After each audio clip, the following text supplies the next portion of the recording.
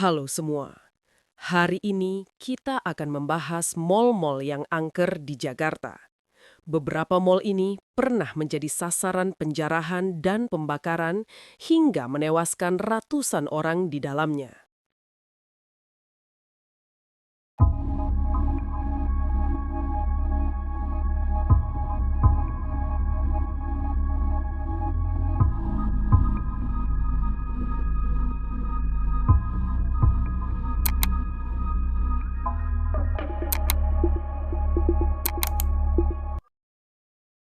Sebelum kita membahas alasan mengapa begitu banyak mal dijarah dan dibakar pada masa kerusuhan Mei 1998, kita perlu kembali membayangkan suasana Indonesia beberapa hari sebelum tragedi itu pecah. Sebuah kota besar yang biasanya penuh kehidupan, perlahan berubah menjadi ruang yang penuh tekanan. Harga barang melompat tak terkendali, pekerjaan hilang, dan masyarakat tenggelam dalam ketidakpastian. Setiap rumah terasa seperti menyimpan kecemasan yang sama. Besok, apakah hidup kami masih bisa berjalan seperti biasa? Di jalan-jalan, muncul bisik-bisik yang semakin hari semakin keras. Rumor tentang kerusuhan, tentang provokasi, dan tentang sesuatu yang sedang bergerak menuju tebik didih. Ketakutan berubah menjadi kegelisahan, dan kegelisahan berubah menjadi amarah yang siap meledak kapan saja. Dan ketika bara itu akhirnya benar-benar menyala, mal, gedung megah yang selama ini melambangkan kenyamanan, kemewahan, dan kehidupan kelas menengah, mendadak berubah menjadi simbol ketimpangan. Bangunan yang dulu dipenuhi keluarga dan tawa, malam itu berdiri tanpa perlindungan. Dalam kekacauan, ia berubah menjadi sasaran kemarahan yang tak terbendung. Dan disinilah semuanya dimulai. Kenapa mal dijarah dan dibakar pada masa itu? Jawabannya bukan satu, tetapi rangkaian kondisi yang saling berkaitan. Krisis ekonomi mendorong emosi kolektif. Nilai rupiah jatuh. PHK terjadi di mana-mana. Harga kebutuhan pokok melambung. Masyarakat berada dalam tekanan yang luar biasa. Dalam situasi seperti ini, kemarahan kecil bisa berubah menjadi ledakan besar. Kerusuhan Mei 1998 adalah salah satu peristiwa paling mencekam dalam sejarah Indonesia. Banyak bangunan terbakar, termasuk mal-mal besar di Jakarta. Kala itu, gedung-gedung yang biasanya menjadi tempat berkumpul justru berubah menjadi perangkap bagi mereka yang berada di dalam. Rumah-rumah dan toko hangus, jalanan dipenuhi asap, dan keputusasaan terasa di setiap sudut kota. Di balik semua itu, beberapa mal menjadi lokasi yang meninggalkan kisah yang sampai hari ini masih diceritakan ulang oleh para petugas, pekerja, dan warga sekitar. Di tengah kekacauan, beberapa mal menjadi saksi bisu tragedi kelam. Dan meski puluhan tahun telah berlalu, sebagian tempat itu masih menyimpan jejak yang tidak terlihat namun terasa. Malam hari, setelah lampu-lampu dimatikan, saat kios-kios ditutup, dan hanya suara langkah petugas yang terdengar, beberapa mal ini berubah seolah menjadi dunia lain. Dunia yang tidak semua orang berani memasukinya.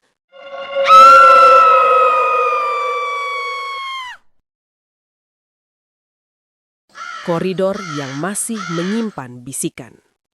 Mal pertama dan paling dikenal adalah Mall Klender, Yogya Plaza Klender.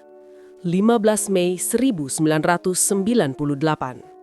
Gedung ini terbakar hebat di tengah kerusuhan besar.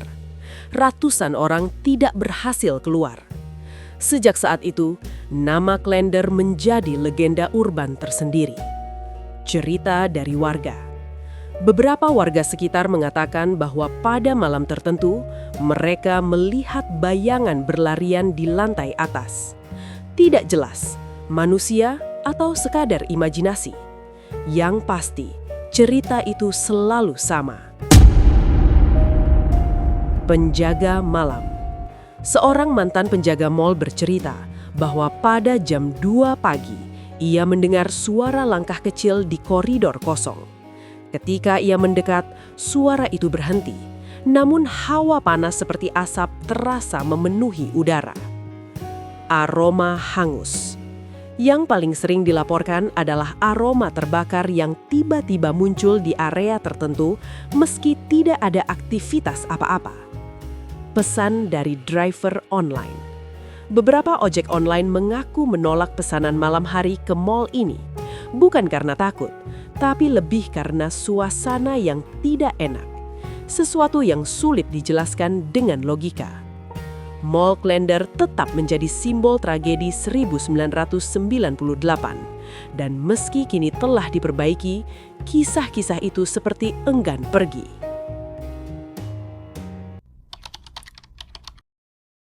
Gajah Mada Plaza. Bayangan di ujung eskalator.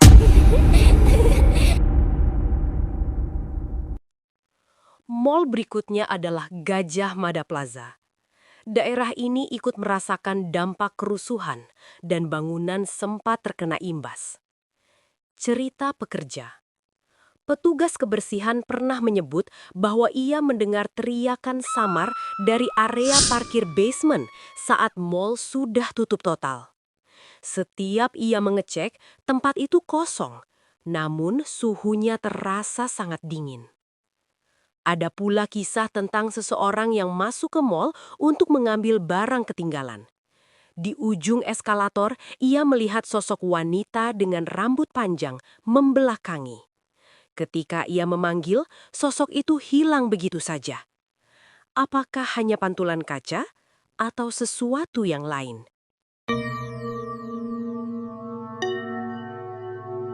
Petugas keamanan mengatakan koridor servis adalah area yang paling jarang disentuh. Lampu-lampunya redup dan setiap pintu yang tertutup rapat seperti menyimpan cerita masing-masing. Mall ini kini masih beroperasi. Rumor tentang lantai tertentu yang berbeda masih sering terdengar.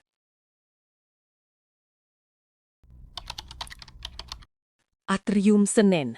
Wanita di antara kereta belanja. Mall berikutnya adalah Plaza Atrium Senen yang berlokasi di wilayah yang juga terdampak kerusuhan. Meski bangunan ini tidak terbakar hebat, kisah-kisah mistis tetap bermunculan. Wanita pucat. Seorang petugas keamanan pernah melihat seorang wanita berjalan sendirian di lorong tengah malam. Saat didekati, sosok itu berbelok ke ujung koridor. Namun ketika petugas itu menyusul, koridor itu buntu.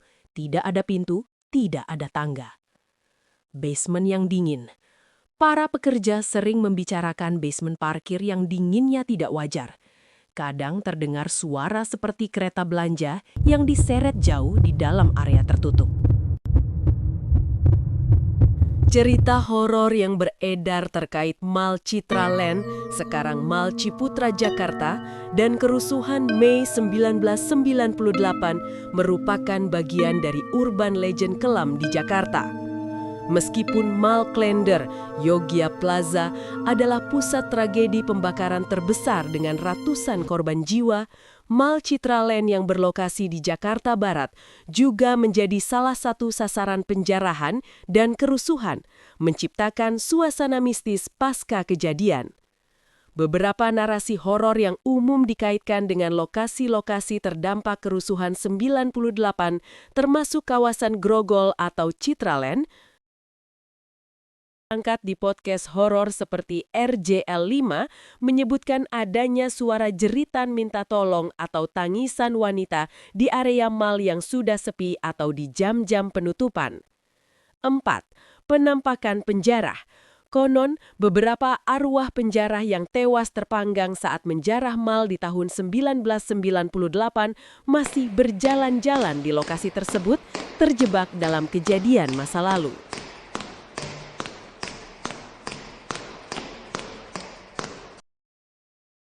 Tidak hanya di dalam mall, cerita lain datang dari pengemudi bis Metro Mini. Saat tengah malam mengangkut penumpang, tiba-tiba sang supir seperti mencium aroma terbakar dari arah penumpang. Saat menoleh ke belakang, ternyata penumpang sudah menjadi hangus. Seketika, Sang supir menghentikan laju bisnya dan berlari keluar bis. Misteri atau sekadar bayangan masa lalu?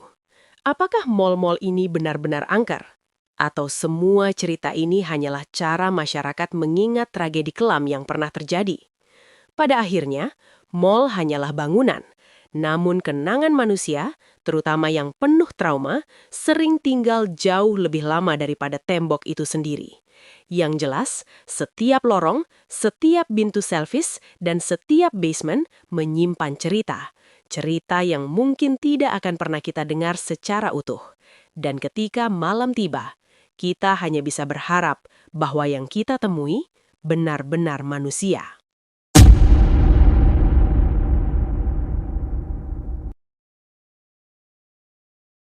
Ketika suatu tempat mengalami tragedi besar, kebakaran, kematian massal, atau kerusuhan, banyak orang merasakan ketakutan ekstrim pada waktu yang sama. Dalam ilmu psikologi, ini disebut emotional imprinting, yaitu emosi kuat meninggalkan jejak persepsi pada lingkungan. Otak manusia menyimpan ingatan itu sebagai tempat berbahaya. Setiap kita melihat area gelap atau berantakan, otak otomatis mengaktifkan mode waspada.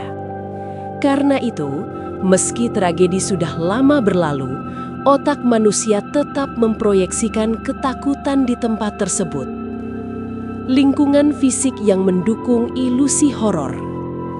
Bangunan terbakar, cat mengelupas, lampu redup, bau lembab. Semuanya menciptakan kondisi yang memicu pareidolia, yaitu fenomena melihat hal-hal yang sebenarnya tidak ada. Faktor ilmiah yang menciptakan suasana horor. Pantulan cahaya dari kaca pecah menciptakan jayangan berjalan. Suara angin di koridor panjang terdengar seperti bisikan. Perubahan suhu karena ventilasi rusak membuat area terasa dingin ekstrim. Struktur gedung retak memantulkan suara langkah sendiri. Semua hal ini membuat otak menafsirkan suara dan bayangan biasa sebagai ancaman. Medan elektromagnetik tidak stabil, the theory of EMF sensitivity. Beberapa penelitian menunjukkan bahwa gelombang elektromagnetik tidak stabil, misalnya dari kabel terbakar, mesin tua, atau instalasi gedung rusak, dapat mempengaruhi persepsi manusia. Gejalanya mirip gangguan supranatural, merinding tiba-tiba, merasa diawasi, pusing atau sesak, mendengar dengungan halus. Ini bukan makhluk halus, tapi respons biologis terhadap paparan elektromagnetik. Pada akhirnya, setiap tempat hanya menyimpan jejak sejarah, dan bagaimana kita menafsirkan jejak itu sangat bergantung pada apa yang kita yakini. Bagi sebagian orang, mal-mal yang pernah menjadi lokasi tragedi hanyalah bangunan kosong yang menua bersama waktu. Namun, bagi yang lain, ada sesuatu yang tidak bisa dijelaskan dengan logika, sesuatu yang membuat langkah terasa berat dan udara terasa berbeda. Ilmu pengetahuan mungkin mampu meneramkan sebagian fenomena. Psikologi manusia bisa menjelaskan mengapa kita merasa diawasi atau kenapa bayangan biasa tampak begitu mengganggu. Tetapi soal apakah benar ada energi yang tertinggal atau sosok yang masih menetap di tempat-tempat itu, semua kembali kepada kepercayaan masing-masing. Yang pasti, setiap bangunan memiliki ceritanya sendiri. Dan beberapa cerita mungkin memang tidak ditakdirkan untuk dipahami sepenuhnya. Terima kasih telah menyaksikan. Sampai jumpa di kisah berikutnya.